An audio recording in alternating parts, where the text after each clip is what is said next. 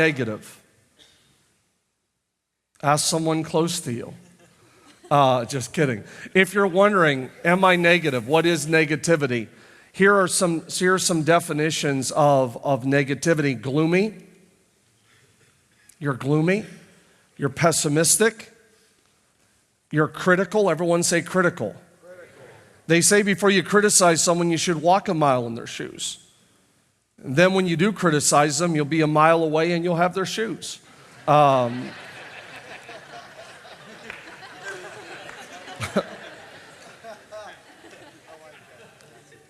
Critical, cynical, antagonistic.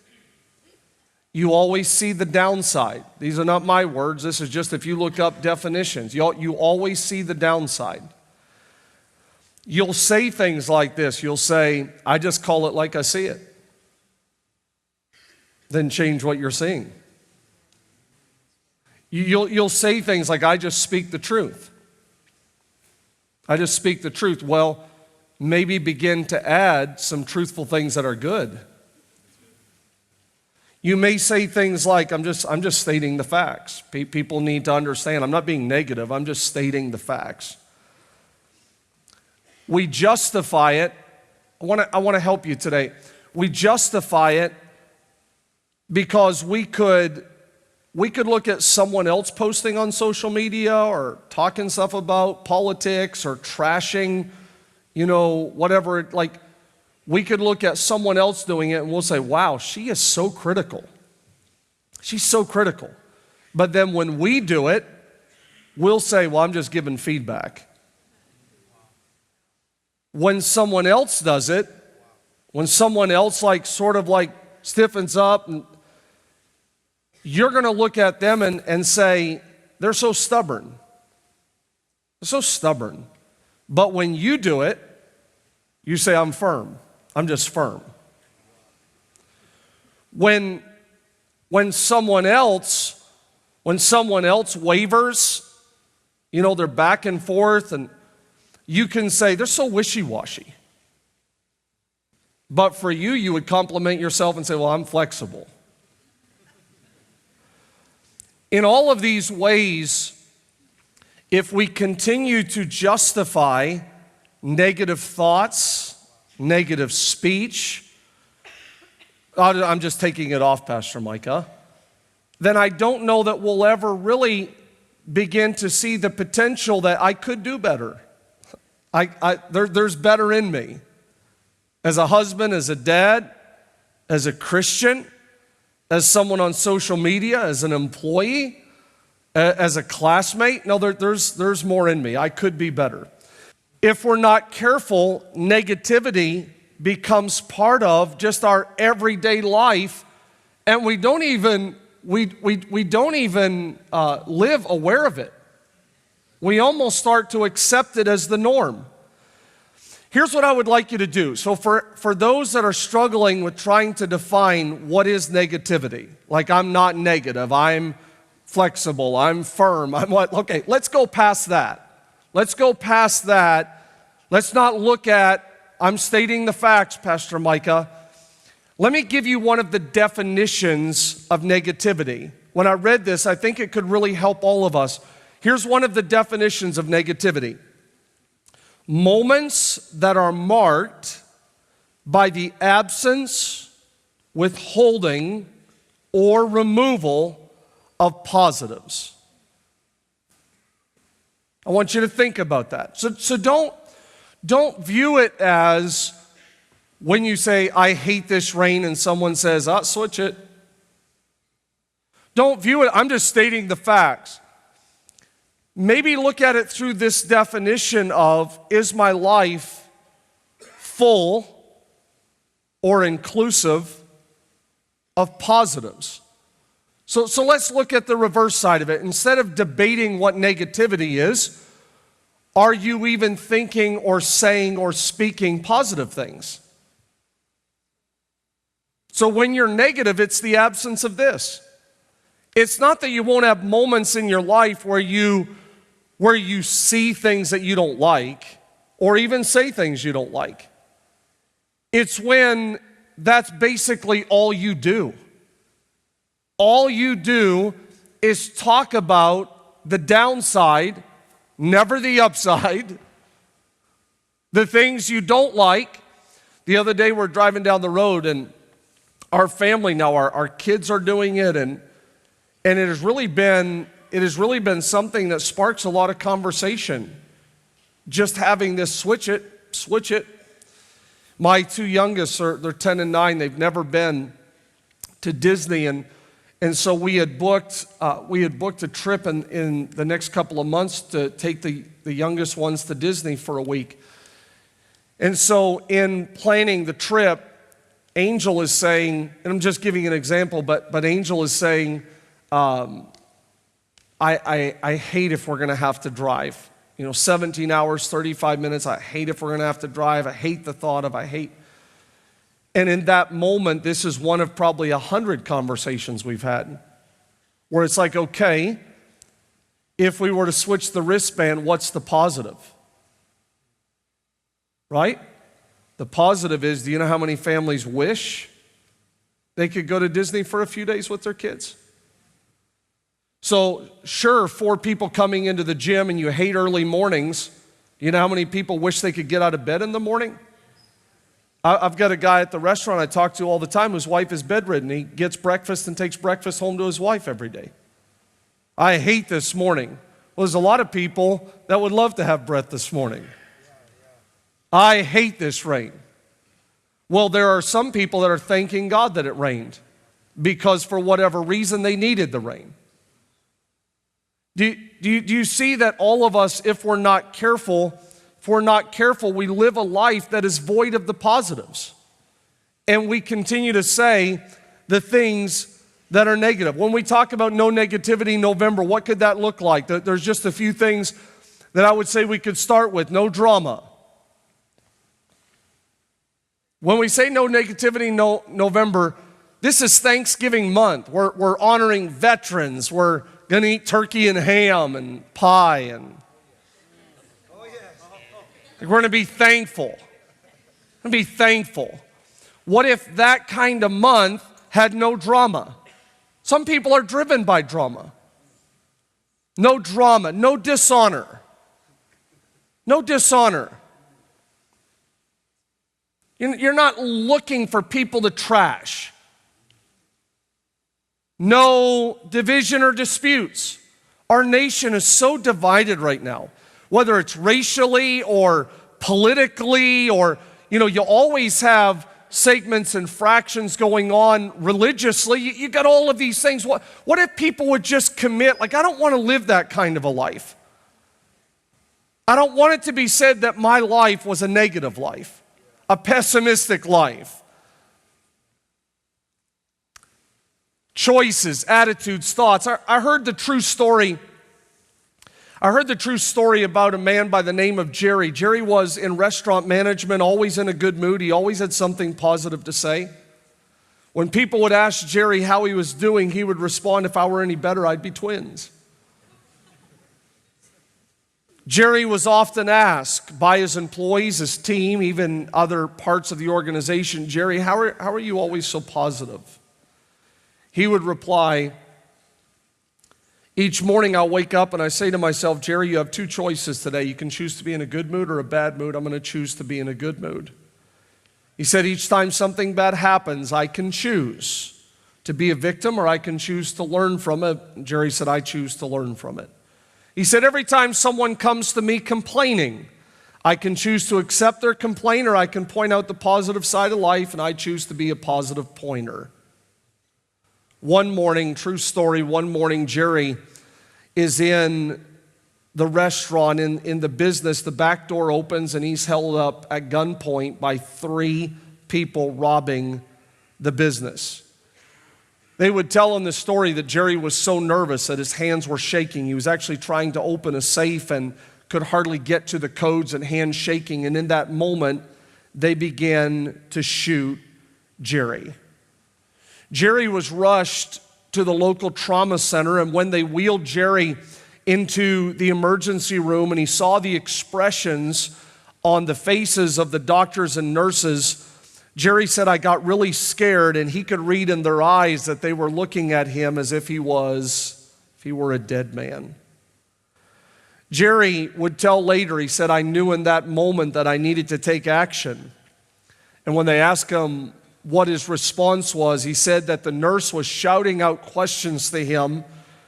And in the question she was asking him as he was laying there on that bed covered in blood, the question was, are you allergic to anything?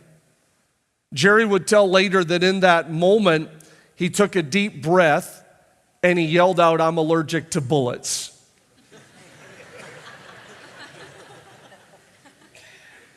They said that the doctor and the nurses began to laugh nearly uncontrollably. And when the laughter subsided, Jerry told them, I'm choosing to live. Operate on me as if I'm alive and not dead. After 18 hours of surgery and weeks of intensive care, Jerry was released from the hospital with fragments of the bullets still in his body. There's always going to be two ways to look at life. Some of you are in situations right now that in our time together, you could choose to see your life through this lens or this lens. Everyone in this room has the opportunity, whether or not you want to leave, saying, I believe God is working my life together for good, or you can leave getting in your vehicle and saying, everything's falling apart. The Bible says in Philippians 4:8, summing it all up, friends. I love this translation for no other reason than just that, summing it all up. My personality, I love the shorter version of the story. Whether that's a positive, is there anyone that loves the short version of the story? When people want to tell you like a 2 hour, some of you are so chicken. Steve over here with his hand, he's like, I'm not getting in trouble with my feet. He like raised his hand like this, like, did you see it, Pastor? I saw it. He's like, I'm not like, yeah, I like this.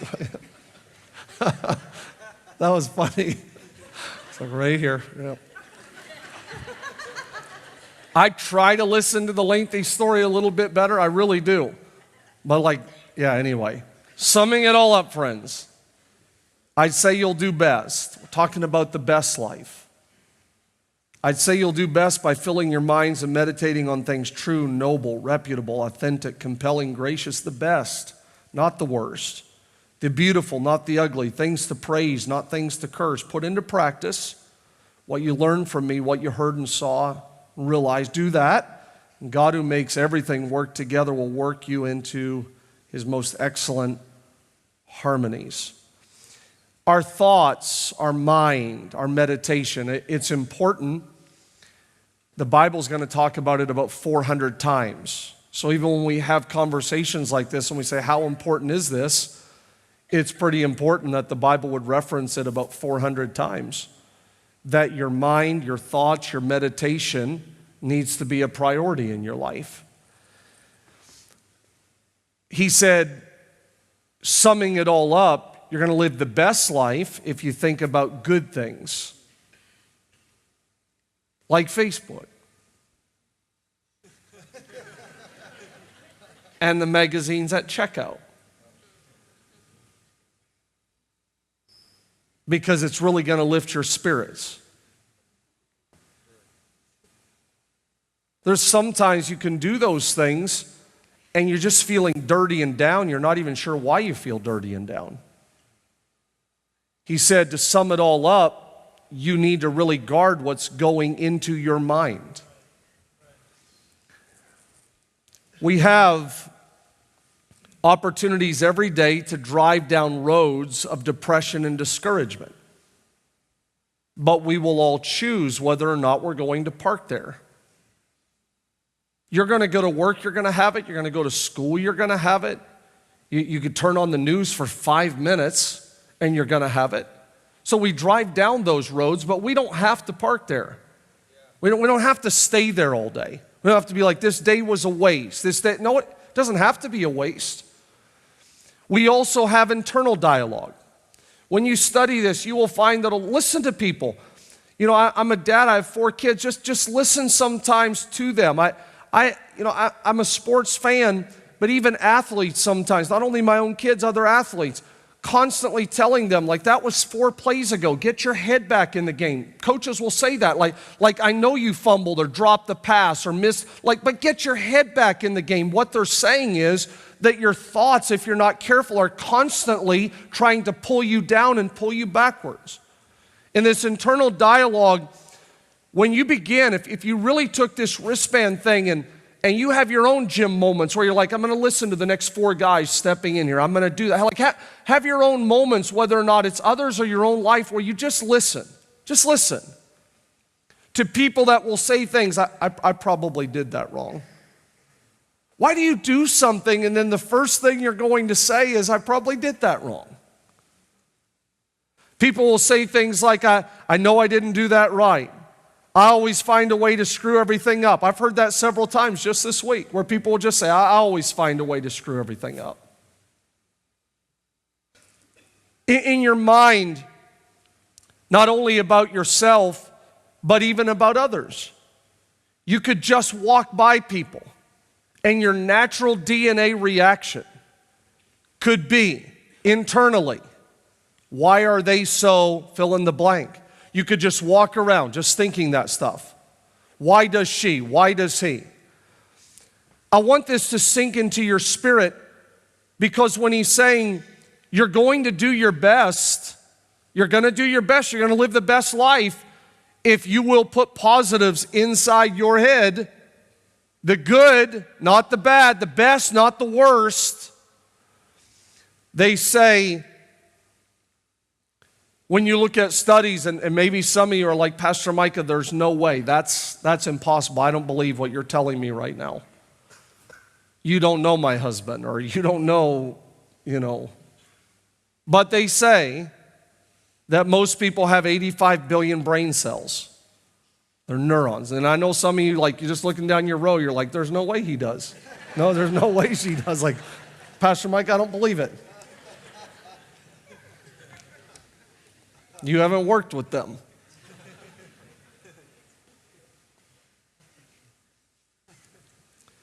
We can have up to 50 or 60,000 thoughts a day. Up to 80% of our daily thoughts can naturally lean negative. I think this is so important. I know you may want to just take it off and be like, I'm not doing this. This is stupid. I can't wait till the December series. This is dumb.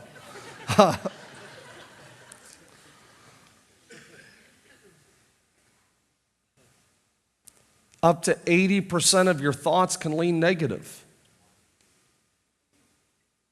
Your natural tendency today,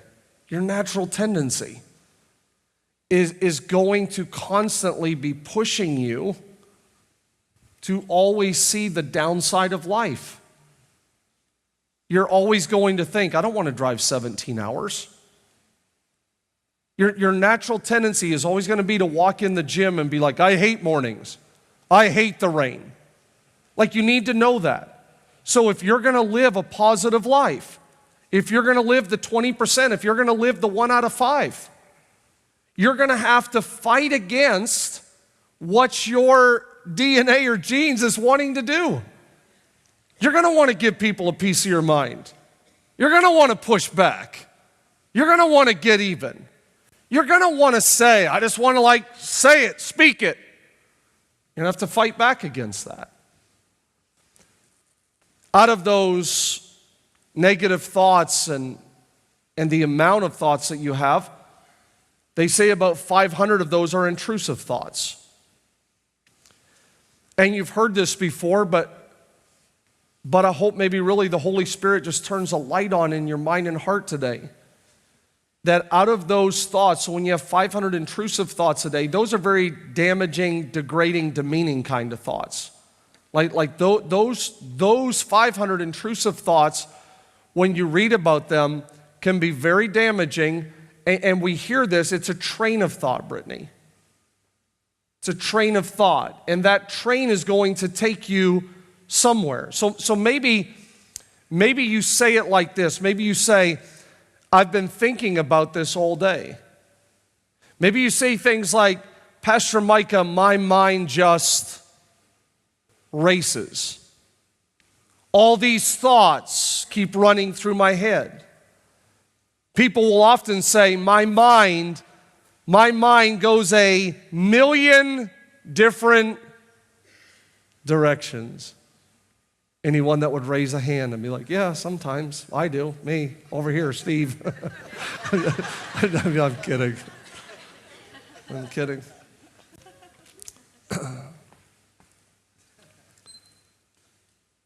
Thoughts will try to trap you. You'll have a thought, and that thought is going to try to keep you there all day or all week or all month. Thoughts are going to try to trap you somewhere. It could be thoughts about your job, your children, your future, your money. It's no wonder that 2 Corinthians 10:5 would say we break down every thought. We break down. Let's assess this. Let's assess the thoughts you're having. Is it accurate? Is it true? Is it a good report? Where did it come from? We break down every thought and proud thing that puts itself against the wisdom of God, and we take hold. It can't be a runaway train. It can't be it's going a million different directions. We can't let it have a free-for-all up there. We take hold of this thing, and we're going to bring it back. No, you're not going to run wild in my mind and keep me up till 3 a.m. and not sleep. We're not doing that. I'm going to take hold of it. I'm going to bring it back to the obedience. Right? We're going to make it. We're going to make it obey Christ. I'm a loser. I did it wrong. I never catch a break. I'm no good. I'll never amount to it. We're going to take hold of that thing, and we're going to make it obey Christ. I am redeemed. I am forgiven. I'm a child of God. We're going to make it. You say, Pastor Micah, that sounds hard. Yeah, about 20%, about 1 out of 5. But you can do it. You can do all things through Christ. Let's take this month and say, you know what, I'm going to live the thankful life. I'm going to live the appreciative life. Right? In our last few minutes together, when you look at thoughts, and this is one of the greatest things that Regina, who is one of our counselors here at the church, Regina will talk about the ABCs of thoughts, the ABCs of thoughts. And I hope that this helps you as much as it's helped me.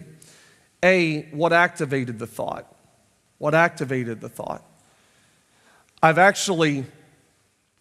taken these ABCs and not only looked at them through the lens of the Bible, but just even reading about them, that when you have a thought, especially if it's one of those intrusive thoughts, right? We're not talking about up to 50 or 60,000 thoughts. Maybe let's just look at the 500 intrusive thoughts a day.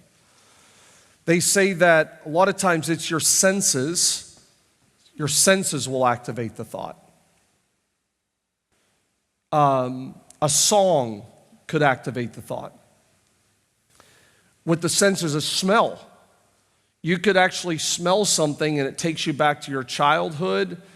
It could take you back to that situation or circumstance that happened in your life. The song could play and you could remember a past relationship that did not turn out well. And before you know it, you don't even realize it, but this activation of the thought, an hour or 2 or 3 or 4 later, and you're still feeling worthless and no good, and you're trying to gather yourself, what's going on? Something activated the thought. Something activated the thought.